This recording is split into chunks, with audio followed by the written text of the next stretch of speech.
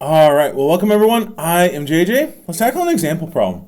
So we're given some weird random object here, and we're just asked to determine y bar for our object shown. We should know if we're working with centroids, which is what y bar is getting us to, our formula we're going to work with is y bar equals the sum of our y tilde a divided by the sum of our area. And I tell my students to always make a table for these. Things just roll easy. It organizes our work and makes it easy to follow. Also, it makes it so that down the road, if you're putting things in Excel, you're kind of in that format of making a table out of it, which is really all Excel is. In here, our pieces, y bar is going to be the centroid of the entire object. A in our numerator. A is the area of, or this is our total column here. Y tilde is the location of the centroid of an individual piece in our object. So we break our object up into pieces, go from there. And then I put in my centroid table in here as well that we can work with. So I could break this up into 4 different pieces in here. First, I have a rectangle right here. It's a 6-inch wide, 10-inch tall rectangle. Let's call that shape number 1. I have another rectangle that's 3 inches tall by 3, 6, 9, 12 inches wide. That's going to be shape number 2 for us. Shape 2. There's a triangle stuck on top of that, 12 inches wide, 3 inches tall. Let's call it shape 3. It kind of goes right here. And then I have a semicircle that I'm working with as well. My semicircle, even though it's a hole, I have to count it in here. It's shape 4.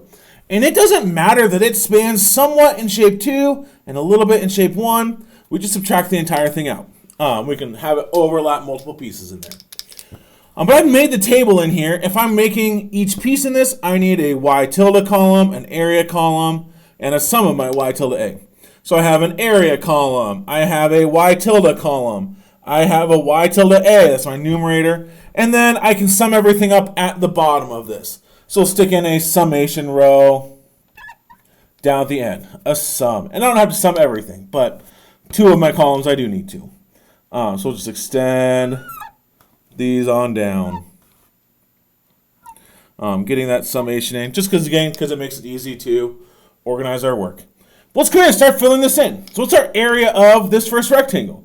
We're 6 inches wide, 10 tall. My area is just 6 times 10, or it's going to be 60 inches squared. My units are up in my column headings. For shape 2, my area, I am 12 inches wide and 3 inches tall. 12 times 3 gets me my area here is 36. And let's keep going with it. I'm actually going to rewrite that one just to make it look a little bit nicer in my table. But I was 12 times 3. 12 times 3 gets me 36. For the triangle, I know the area of a triangle is 1/2 base times height. So 1/2. The base of this is 12, 3, 6, 9, 12. And the height here is 3 inches times 3. 1/2, 12 times 3 is 36 divided by 2, 18. And then our last one is our semicircle. The area of a circle is pi r squared, so the area of a semicircle is 1/2 pi r squared, or pi r squared over 2. But one thing we have to keep track of is this is a hole. It's missing out of our object, so I'm just going to make this area negative. Negative pi times our radius. The radius is given as 4 squared over 2, which is going to sum up, or which is going to get me negative 25.13 inches squared. In my y bar calculation, I do have a sum of my area. So let's add this column up. 60 plus 36 plus 18 minus 25.13 is 88.87. 88.87 inches squared. Then we can move on and say, well, what else do I need? I need my y tilde value in here. So let's go ahead and get y tilde figured out.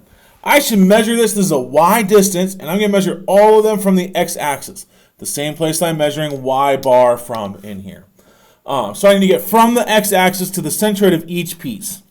For that first shape, it starts right on that x-axis. It sits on it. So I can just directly apply my centroid formula. Height over 2. Or this one's going to be 10 halves. Or 5 is my value in here. The other ones get a little bit trickier on this. For shape 2, it's not sitting on that x-axis. So I'm going to have to go from the x-axis up to the beginning of the shape before I can apply h over 2. So if I'm doing that, I have to go from the x-axis up 10 inches.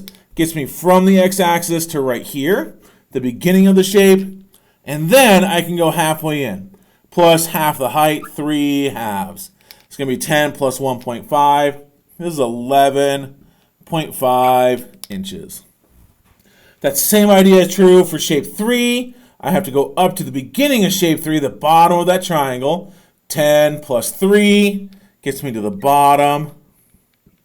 That's where my centroid formula measures from. From the 90-degree angle in the triangle, I go up 1/3 of the height. And that 90-degree angle is this one right here. So I go up h over 3 plus, the height was 3, so 3 over 3. 10 plus 3, 13, plus 1 gets me 14 for my total area there. Sorry, not my total area. My y tilde for shape 3, the triangle. And then we can come in and deal with the semicircle as well. For a semicircle, my centroid, if we look at it down here, it's measuring from the flat side of that semicircle. So I need to get up to the flat side of that semicircle. So let's start my formula out. It's going to be 10 plus 3. 10 plus 3 gets me up here to the very flat side of that semicircle. And then I can apply my centroid formula. It goes from the flat side 4r over 3 pi into the semicircle. I am up above the flat side at 13 up. I'm coming back towards the x-axis.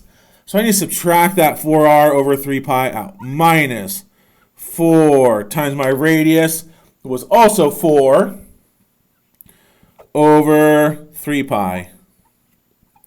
4r over 3 pi. It's our centroid formula. Again, we can look all of these up. In theory, you have a textbook or your professor's given one to you for a table on these. But that's going to get us a total y tilde of 11.30. If I look at my centroid formula, at no point do I have a sum of my y tilde. I have a sum of a y tilde a, but not just y tilde. So I don't need to add this one up. We'll just cross it out. And then I can come in and get my y tilde a. I'm really just multiplying two columns together. 60 times 5 is 300 inches cubed. Because I have square inches times inches does give me inches cubed. 36 times 11.5 is 414. 18 times 14 is going to get me to 252. Negative 25.13 times 11.3 is negative 284.06. 284.06. Be really careful on that. A common point people go wrong is they calculate this as negative and then they don't carry it through. A negative times a positive gets us a negative y tilde a coming out. And then when I sum that up, treat it as negative again. 300 plus 414 plus 252 minus 284.06 is 681.94. Which is everything I need. I have, this is my sum of my y tilde a, this is my total area. I can just plug numbers in. My y bar calculation is y tilde a, 681.94,